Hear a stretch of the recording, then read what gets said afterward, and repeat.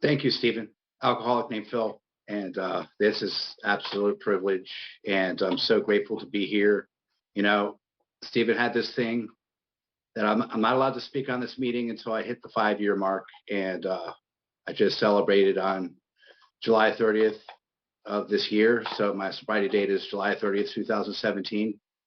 And the only thing that I could attribute it to is God and persistence and willingness, great sponsorship, and just doing what I'm told to sometimes.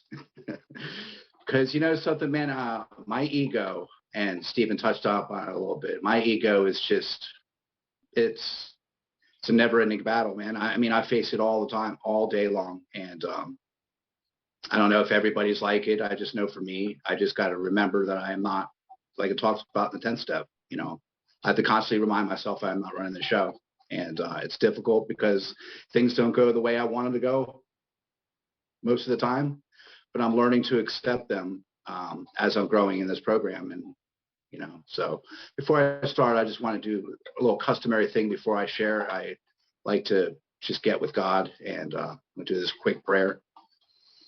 God, please let us set aside everything I think I know, everything I think I know about myself, everything I think I know about alcoholism, everything I think I know about the program of Alcoholics Anonymous, and especially you, so I can have an open mind and new experience for all these things.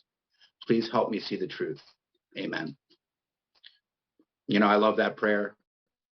I wish my home group would use it a lot more. I think it's beautiful. And it just basically cuts to it, you know. I need to understand that I don't know anything. And it's taken me a long time to figure that out, you know.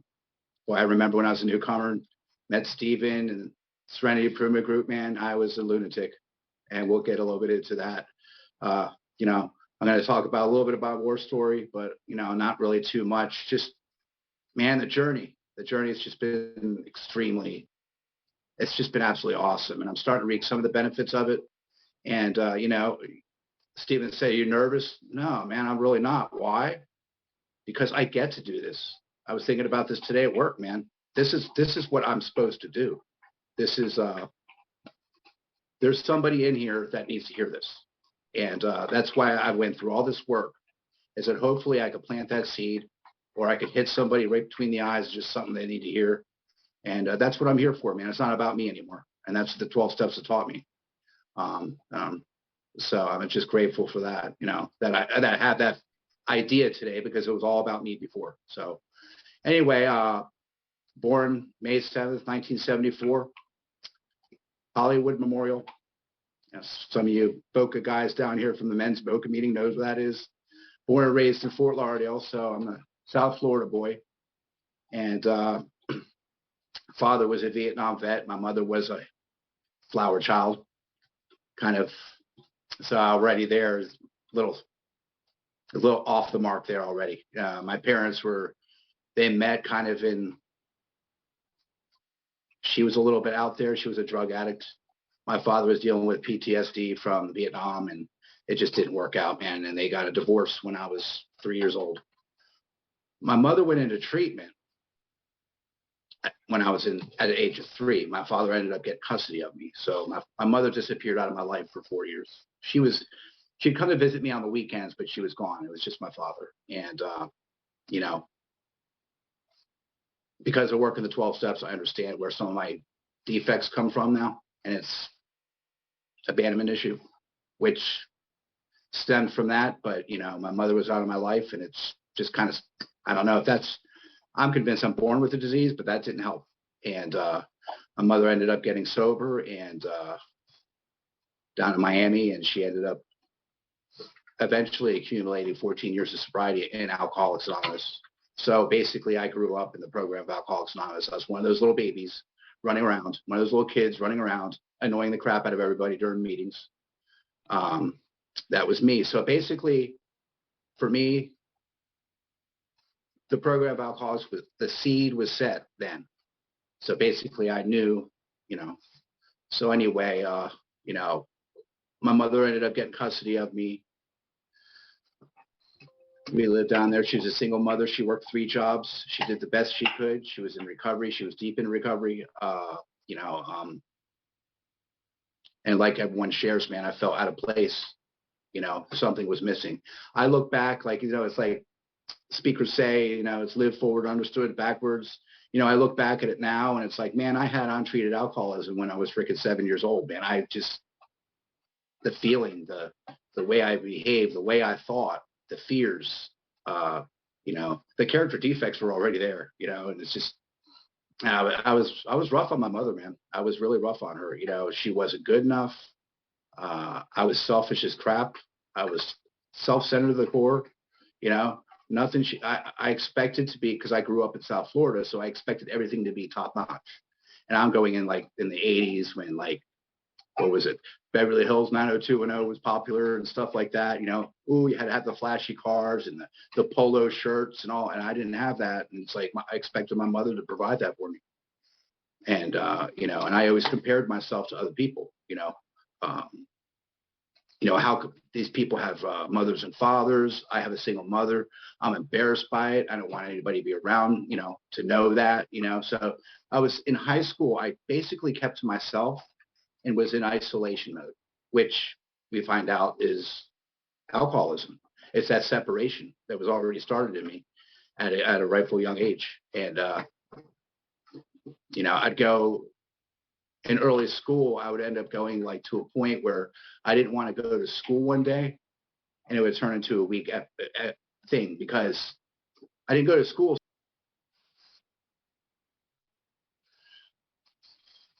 I don't know what happened there, but I was afraid what people thought of me.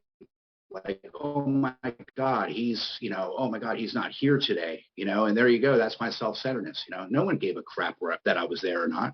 But in my mind, I was absolutely petrified. The fear of what people thought of me was already there. And that was in early high school. And, you know, and, and I was the type of person that I would self self-imposed crises, right? That was going on. I would cause harm to myself that I felt that I didn't deserve, but I did it to myself, you know. Like I said, I mean, I learned a lot of this in the program of Alcoholics Anonymous through inventory. I learned a lot of this stuff, you know, about myself that, you know, created all these issues on my own, and always wanted to blame everybody else, man. Everything else was the problem. So, you know, I was actually a really good boy in school. I was in marching bands. I was, you know, we would go to the state contests, you know, the marching band contests, and we actually won them. And, you know, it was crazy because I tried purposely, because of my upbringing in Alcoholics Anonymous, I tried purposely to stay away from there, stay away from people, places, and things, just because I knew. And I actually thought down on people that drank or did pot, you know, the potheads in school that hung out in the back in the corner. I would, you know, degrade them, but, you know, but I don't know really what happened, man. I really don't understand what happened. But one day, this guy offered me a joint. Sorry, I'm going to talk about, disclaimer, I'm going to talk about non-conference proof substance. It's part of my story. But alcohol is what took me down. And then I took that, man, and that summer out of high school, I didn't finish high school. That summer out of high school, I hung out with the crowd, and it was on. And, you know, I started off with, I remember my first time drinking. I was at a wedding for my aunt, and this is the reason why I moved up here, because she actually eventually moved up to Johnson City in like 2005. But we used to come up here and visit the summertime. That's why I ended up here.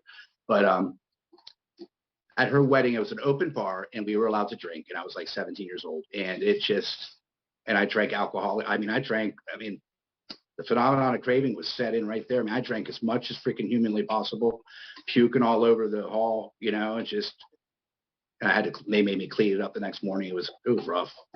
But, you know, something that didn't stop me. You know, I would sneak, my dad would have a liquor cabinet. I would sneak and I'd hit on that. Some of the nastiest stuff. Now that I look at it, a lot of it was like liqueur, like apple liqueur. I'm drinking it straight. It's nasty stuff. But, you know, kind of hanging out with the other crowd, man. I got into that whole psychedelic, whatever, like hippie group, and got pretty heavily involved in psychedelics and alcoholically. And I don't know if it has anything to do with my spiritual experience. My concept of God, I don't know. But all I know is it is an artificial enlightenment tool. And that's why I think I took it so much, because I was enlightened, and that's what I'm seeking. It talks about it, Carl Jung talks about it, we're alcoholics. We're seeking God and drink. We're seeking God. That's why we drink. And, so that there we go, man. I'm finding that solution in that substance. And like I said, purposely, I'm staying away from alcohol because knowing Alcoholics Anonymous growing up, I'm staying away from alcohol because I know my mother warned me, you're an alcoholic, stay away from alcohol. So I went with that, and I just did basically other substances, like, oh, I'm going to be okay because I'm not doing alcohol, So through my 20s, did a couple geographical moves. I moved up to Pennsylvania, Philly, moved up there for a while and got a job in the golf course industry, did really well, but just was not happy where I was, met somebody, a young lady, she got pregnant, an issue happened. She lost a child. She ended up going to school. Looking back at inventory, I think that really affected me. A loss of something that I loved. It's funny because something, and I don't know if I'm going to touch on this later, but I'm going to touch on it now. I listened to a speaker, Early Recovery, and he's actually spoken for Stephen and me. Steve Lee. I have to make amends to unborn. I made an amends to my unborn son, and that was freeing. It was just kind of interesting how he put it. Make amends to if you hurt an animal, if you hurt whatever.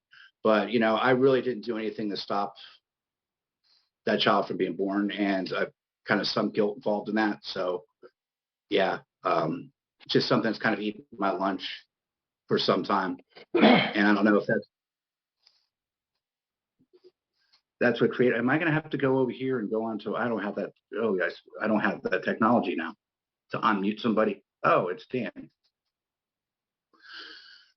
But so anyway, so living in Philadelphia, man, it was great. I love that town, but I ended up coming back to Florida. I needed to come.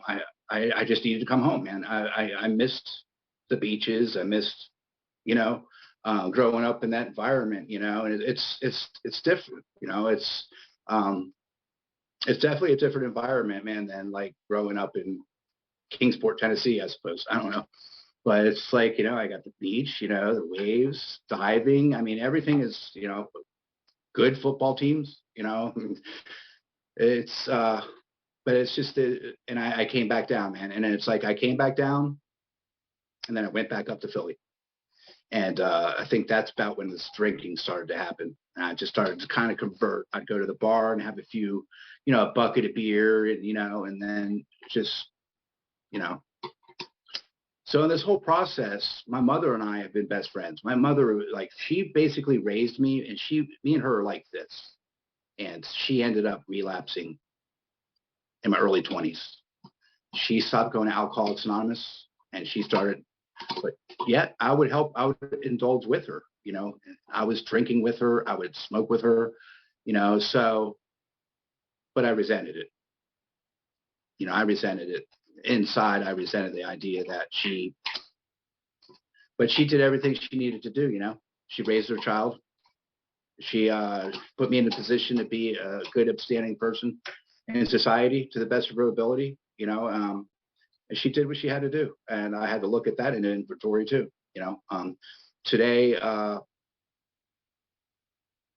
I look at it, and today my sobriety is about her.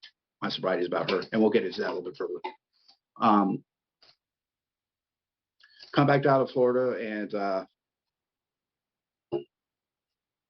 drinking progressively gets worse. Now it's becoming somewhat of a necessity where I'm drinking every day after work. Um, Starting to hit the liquor a little bit. Jaeger, that was my favorite. And now it's starting to affect me. I can't handle a relationship. Never have been able to handle a relationship. My longest relationship has been a year or two, continuous, because again, like I was as a child, this stuff came with me everywhere I went. This came with me everywhere I went, where I'm self-centered to the core, and all I think about is my needs. And if you're not doing what I want, there's a problem there. So women didn't tend to like that very much, and I don't think anybody likes that, honestly. This women, men, bosses, you know, uh, anybody in society doesn't like that. But that was my idea of thinking, and I didn't know any different.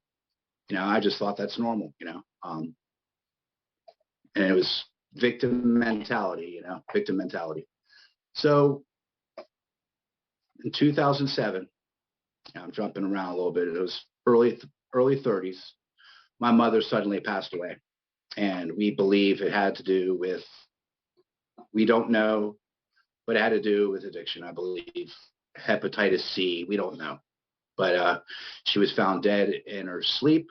Uh, Everything was put away just beautifully the night before. It's like she meant to go to sleep. I don't know if she took something and then went to sleep and died in her sleep of a heart attack. We don't know, but that right there is what triggered it. And it was full blown. It was insane. I'm waking up to drink. I'm just basically don't care about life anymore. I'm drinking to freaking get fucked up. Excuse my French. Um, so work wasn't important to me anymore. My siblings, my friends, I roll over people, man. I roll over people to get what I wanted, and I'd borrow money from people and not pay back. I would manipulate the crap out of my parents. I did a lot of harm to my parents back in these days. Um, you know, so going up a little bit further up here in like 2009, 2010, my mother always told me that they got a lot of money on that side of the family. I'm going to get an inheritance. I'm going to get an inheritance, because my mother was self-centered too. So she's like, I'm going to get a lot of money when such and such passes. Well, such and such passed. And being next in kin, I got her portion of the inheritance. That was in 2012. And, I'm at the point in South Florida where I'm doing non-conference approved white stuff pretty heavily. I was like, I need to get the hell out of here. And I'm going to go up to Tennessee where my aunt lives.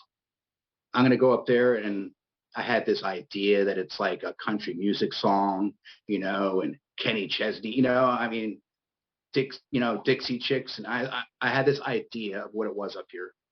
And I'm like, I'm going to buy myself a farmhouse, and I'm going to have girls, and I'm going to have, friends, and it's going to be, a typical geographical cure. And I moved up here with all that money. And the funny thing that I did learn something about this is that money won't make me happy either. Money is not going to make me happy. And that's something I had to learn the hard way. And I think that's why that helped me surrender. That helped me surrender. I had the money. I had the women. I had, and I was still miserable. And one night, I make a decision. It's like, and I've been chasing with love since that time. My mother passed away. I'm chasing love, and I'm like, I gotta find someone that's gonna love me. I gotta find, So I go. You guys gonna love this part. So I go online. I'm gonna find myself a girl. So I go online, man, and I go seeking my girl, man. I'm gonna get this girl that's gonna love me. And I ended up making contact with somebody in Knoxville, and I brought her home. And something, I fell in love with her. She has 4 legs and a nub. She had 4 legs and a nub, but I got myself a freaking dog, man. And it was first that dog. saved my life. I had a gun to my head. I say about 2014. I had a gun to my head. I was going to blow my brains out because it was just so bad. And that dog was sitting there looking at me with love in her eyes. And I looked down at her and I was like, I can't do it. I got to take care of this dog. And she saved my life. I'm convinced. And it continues on. She continued on to save my life because she knows something. She was there this whole journey. And she'll be mentioned more as we go along. So anyway, I ended up blowing through my money, losing my house. I mean, I went through a lot of money in 4 short years. And it's just the terror, bewilderment, frustration, and despair. That's where I was, man. And got to the point where it's just wake up, bottom shelf vodka, straight down my pipe, straight in the morning. And I was drinking vodka in the just empty stomach, and it was just coming out vile, and it was blood coming out, and it was a daily thing, and just to get me started. And then I'd like, well, I'm not going to drink until 5 o'clock, and I'm continuing to hit it all day long, man. I was absolutely trashed by noon, and I was just slowly killing myself because I was not eating, and I was just on a nasty vodka diet to the point where I wasn't even drinking beer anymore. I mean, I used to like beer, and I was just that nasty vodka. It's just, and it's funny because I come into the Alcoholics Anonymous and they tell me when you start drinking that nasty ass vodka, that's when you know you're real deal. And yeah, so I got to the point where it was like just that, the cold sweats, wobbly legs, just weak all the freaking time.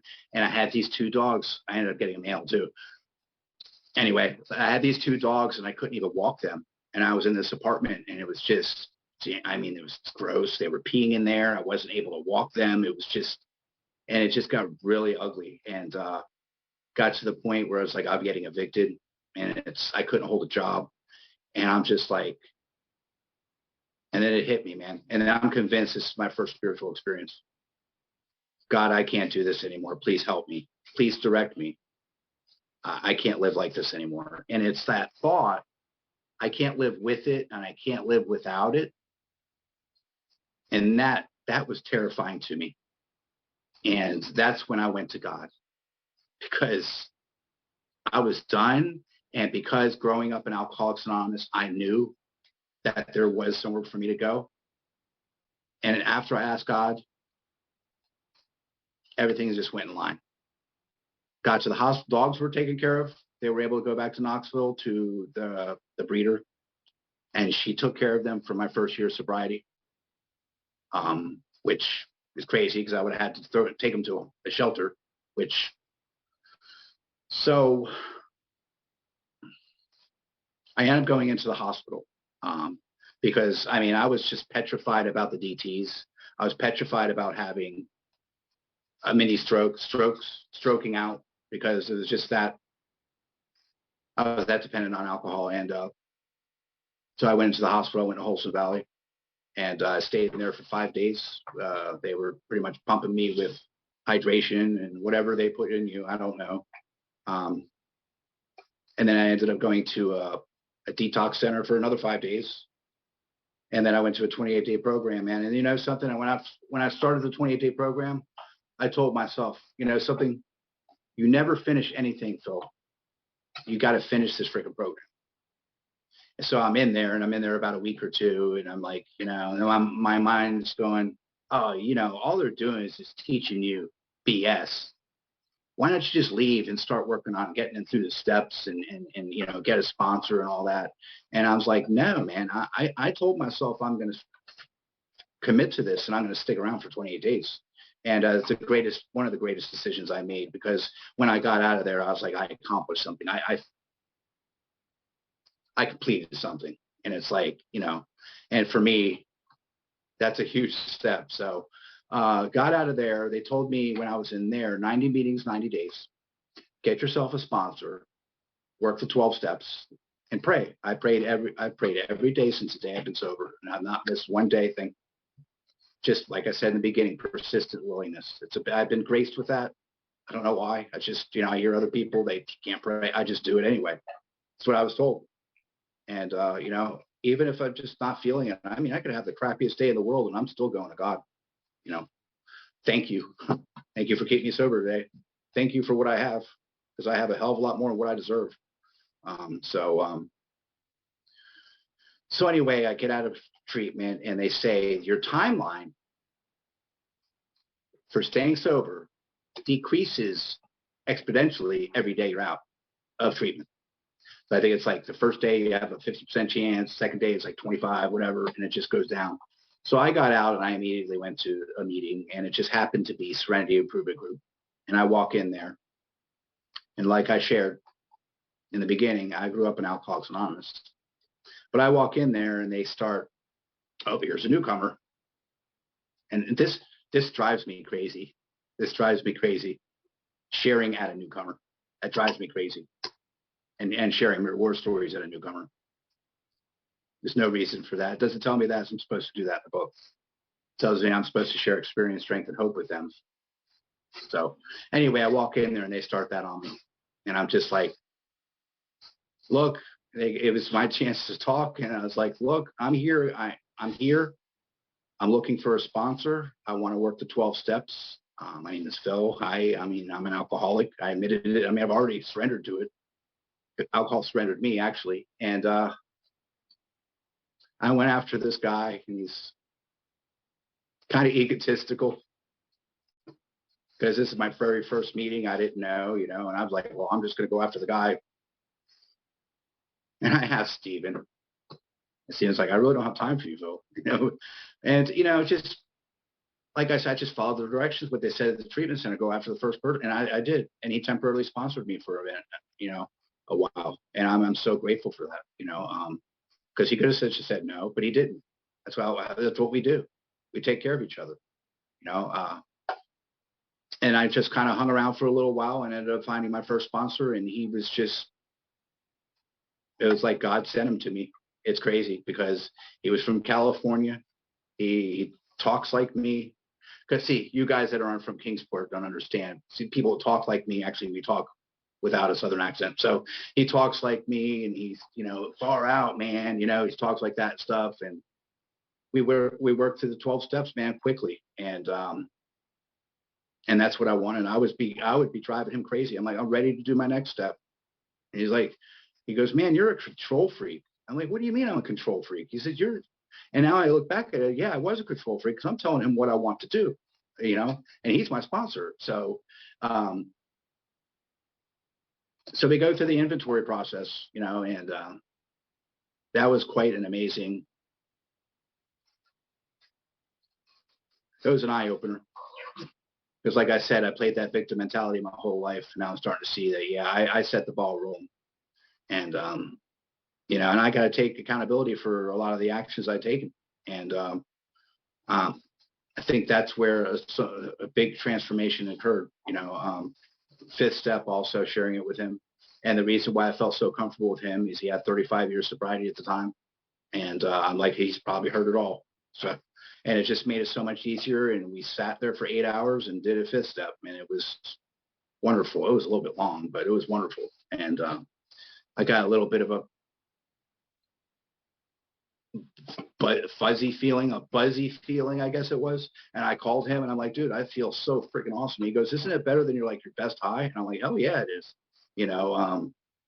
So 6, 7, didn't understand it at the time. Actually, didn't understand 3 at the time. Didn't understand 6, 7. Was an intellectual, was a book guy, wanted to read out of the book and tell everybody what it is, and I was, Steven would tell me, hey man, it's not a sprint, it's a marathon, man. Let the shit come to you. And I was all about trying to figure it out. And my first year was, I tell you what, it was the best year probably of my life, because I was just a sponge, and I was just taking it all in, and I was learning, and something, I was allowed to be an idiot. You know, I mean, when you're a newcomer, you're allowed to be an idiot and you can get away with a lot, you know, and it's just like, okay, you know, and I got to about the year, and then I got to the Bill W. I called it Bill W phase. I got laughed at Sunday night. I was being called Bill W. the whole meeting on Sunday night because it's true, man. I thought I knew everything. I was throwing the book at people because I took pride in being a big book thumper. I don't know where that came from, but I'm a big book thumper, and you got to do what the book says. And if you don't do what the book says, you're gonna die. And I was like telling people in meetings that stuff. I was insane, man. Like looking back at it, and it's like, wow, I had no idea, and no God in my life, no God in my life, absolutely no idea what I was missing. And Mike, my first sponsor, ended up going. He ended up moving to Thailand. His wife is from there, and they moved there, and so I had to find a new sponsor, and I ended up getting a local guy here, Daryl, and worked with him for a couple years, and I drove his ass nuts. And he's a tough guy. He's a tough cookie. You know, he could be intimidating with sponsorship. So, and I was scared to death of him. I don't know why. And that's why I always say, I don't know why. And today I'm not scared to death of him. Today I love him with all my heart. I mean, he's great. But at the time I was scared to death of him. And he would basically tell me the truth. And I didn't want to hear the truth at the time because I thought I still knew everything. I had a God complex and didn't even know it. I thought I was God. And that was the end. That was the N word. I mean, you know, that was it. And he goes, boy, when are you going to start trusting and relying on God? I said, what do you mean? I'm fine. He said, pride's going to get you, boy. And I said, I don't know what you're talking about. You know, he gets so pissed off at me, and I'd start laughing at him. He gets so pissed off at me in front of his table, and I'd like laugh at him because I just did not get it, because I thought I had God in my life, but it was all here and not here. And that's what he was trying to teach me, that it's that 18 inches. That's the longest way to travel in Alcoholics Anonymous, man. And I just did not get it. And so we ended up I drove him nuts where he's never fired a sponsee, but I was the one. And so he ended up getting rid of me. And it was a mutual kind of thing. I just wasn't getting it at the time. So ended up getting Ben. Some of y'all have met Ben. I've had him speak for us, and I've had him chair for me a couple times. And the pandemic hit. And still no God in my life. You know, I'm still sponsoring tons of guys, telling them what to do, telling them how to find God, all this stuff, and sponsoring meetings, service, running around, running, just busy, you know. And I'm keeping myself basically sober on meeting-based service recovery. No God. So the pandemic hits, and I'm like, I call Ben, and I'm like, oh my God, what are we going to do? There's going to be no meetings. There's going to be no people, no sponsees, no, what are we going to do? Oh my gosh. And he's like, so where's your reliance? On people, meetings, work, money? Or is your reliance on God? Guess I'm going to have an opportunity to find that out, right? Because now I'm freaking locked up at home. We're all locked up at home. And I will say, for me, the pandemic was a blessing, was the greatest thing in the freaking world to me, personally. I had some time to spend with myself and God and slow down and figure this thing out. I had to depend on God. I didn't have any other choice. And I got to meet some giants of Alcoholics Anonymous because of this platform we're in right now. From Boca, some of the guys are on here. I love them with all my heart. They saved my ass. I never knew that men could be so freaking transparent and emotional. I mean, to watch these guys cry in front of you, you know, I was crying with them, and I fell in love with them guys. And I never knew what a men's meeting was because we don't have one in Kingsport. But I love the shit out of all those guys, man. And I never met them in person. I've not met any of them in person, but I love the shit out of them. And unfortunately, with my work schedule, I don't see him anymore. I see him on here sometimes. And eventually I'm going to get back down there to South Florida to go see him in person. And, you know, because they saved my ass. That little girl I was talking about, the doggy, she ended up getting cancer in the summer of 2020, middle of the pandemic. And I didn't have any meetings to go to. I didn't have any fellowship. And it was just me and God. Daryl told me, my sponsor told me, what are you going to do if something happens to her? And you know what my answer was with him? Oh, I'll call you. Wrong. See, that's where my pride was. No, I'm going to trust God. That's what I did. So she passed away, and it was, I mean, she was the love of my life, man. And it absolutely broke my heart. And I got through it with dignity and grace. And I talked about it with my boys in Boca, and they were there for me. And I was like, man, I could stay sober through this. I could stay through it. And at that time, I thought the worst thing that ever could happen to me. You know, and what I've learned through that is it's God's teaching me. He's making me stronger so that when something else down the road comes along, like my father who's aging, you know, talks about in the book, you know, shit's going to happen. Am I spiritually connected? Am I spiritually fit so that when that happens eventually, I'm connected and I'm going to be able to get through it? That's what I've learned through that period. That is when I really found God, man. And it just hasn't been the same since that. It was like that summer, man. It just clicked. It clicked, and it was there. And we opened back up. You know, we opened back up to live meetings.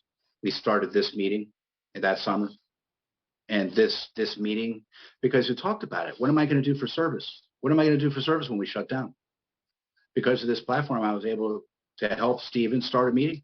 We started this Zoom meeting, and it's been freaking awesome, man. I'm obligated to be here every Saturday night, which sometimes sucks, to be honest with you. I'm single. Sometimes I'd like to go out and do something, but I'm here every Saturday night. Why? Because I made a commitment. That's what my sponsor taught me. Suit up and show up, no matter what. And, service is just so important to me. I don't think I know locally it's not pushed on hard enough, but service is huge to me. That's, I've been grateful since the pandemic ended that I've had some guys come up to me. And before this, I would grab these guys and be like, you're my sponsee. Okay, you're going to be my sponsee. Force people to be my sponsees. And then this time it happened, they approach me now, and because of God and this fellowship, God has put people in my life, and they've made it through. They've made it through this 12 steps. They're still sober today. They're my best friends. These guys that I sponsor, I mean, I call them now. I call them now as if they're my sponsor. Like if I need someone to talk to, I call them my sponsee. And they sometimes they call me on my shit, which amazes me sometimes. But I need it. And it's like, whoa, But I love them with all my heart. I know they're on here listening. Some of them are. I just never. That's where the gift lies. That's where the true gift lies. I'm finding is watching other people grow. We got a lot of newcomers been coming in since the pandemic ended, and watching people grow. It's been crazy. I walked into my home group on Friday night, and first time I've been to a live meeting in a couple of weeks. I've been working crazy hours. I haven't been to a live meeting, so. And there was a girl there, and she, blossoming in recovery. And I was like looking at her, and I smiled, and she gave me this crazy look, like, "What's wrong with you?" And I'm like, it's like hard to explain. It's like, when you see people grow, it's like, whew, it's just awesome, man. And it's like, and to see people go through the Bill W. complex, it's awesome too. We got a couple people in our home group that are going through that right now, and it's just like, oh, I hope they makes it through it. I hope he makes it through it, because it's tough, man. To me, between 2 and 3 years was a bitch. That's my experience. It was a bitch, but I'm super egotistical and super controlling and super resistant, and I just did not want to surrender, man. I just was not going to surrender my will. I, I could still manage this area. I could still manage my relationships. I could still manage my work. I could still manage my recovery. I could still manage you people. I'm still trying to manage, and then until I hit an emotional bottom in recovery, and and then you get to that, it's either I'm going to drink or I'm going to find God. I got there. And so unfortunately, I had to get a new sponsor this summer, and I love him to death. I met him 2018 at the Appalachian Regional Roundup, and just kind of clicked it off. And I actually was babysat him all weekend because my sponsor, his wife was sick or something, so I was stuck babysitting him all weekend. And I'm like, man, this guy, and he came to this roundup this year, and I was like, and I asked him to be my sponsor. I never would have thought he would. And he said, sure, but you have to take care of something else, and I'm taking care of that something else. And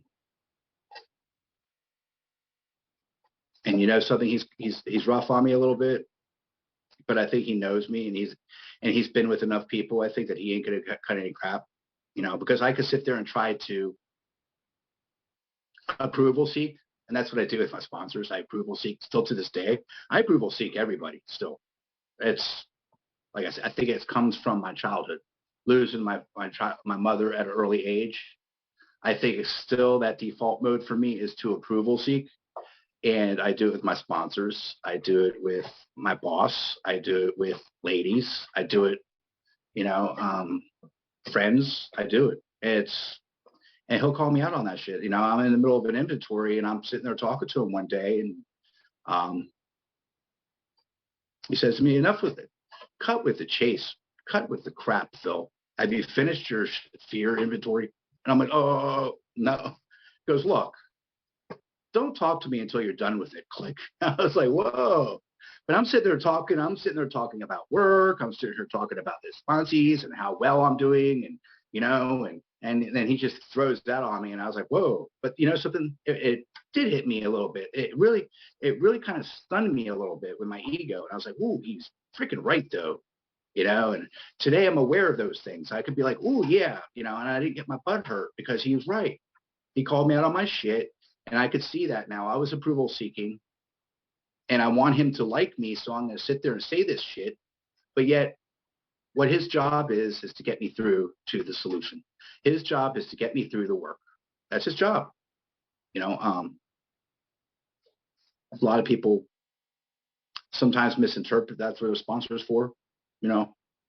My guys kind of know it. I tell them. That's just me personally, the way I was taught and the way I do it. My job is to get them through the 12 steps and connect them to God. That's my job. I'm not your friend. I'm not going to talk to you about your relationship problems. I'm not going to talk to you about your financial problems. But I'm going to get you to the solution. Daryl taught me this, that, my job is I'm like a fishing guide. Do I like to fish? Yeah. He goes, do you like to fish? Yeah. He goes, imagine this. I am your fishing guide. We're in like the Keys. Let's say the Keys. We're in the Keys. You want to go and you want to catch some freaking tarpon. I'm going to take you to where the tarpon are. It's up to you to reel them in and catch them. Meaning the steps and the God. It's up to you to do the work. I'll bring you to it, but it's up to you to do the work. So I can't sit there, and if they call me, I'm having a problem in the relationship. Well, I don't know what to tell you, man. Did you pray about it?